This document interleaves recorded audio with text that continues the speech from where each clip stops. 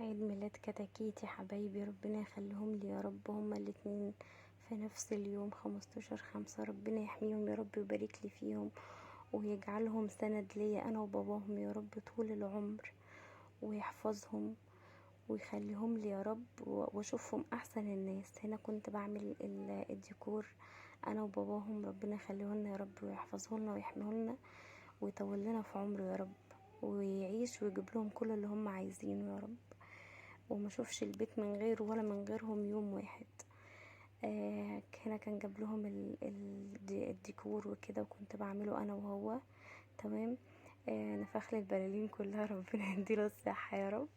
تمام. وعلقنا الزينة وكده وعملناها انا وهو.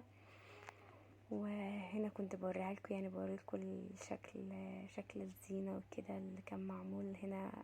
باقي الشقة كلها وانا بصور اتفاجئت ان في لسه حاجة من ديكور رمضان لسه موجودة. رمضان كريم اللي على الدلسوار دي. تمام.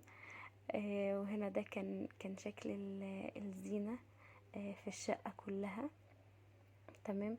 برضو يعني الباب يزعل، لا ما يزعلش، لازم نحط عليه كده برضو ونروقه عشان ما يزعلش. حرام. ورقم رقم 3 كان هنا محطوط العكس، مش عارفة ليه محطوط العكس.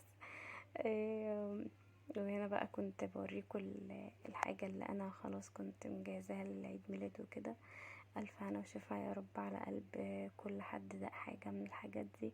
تمام.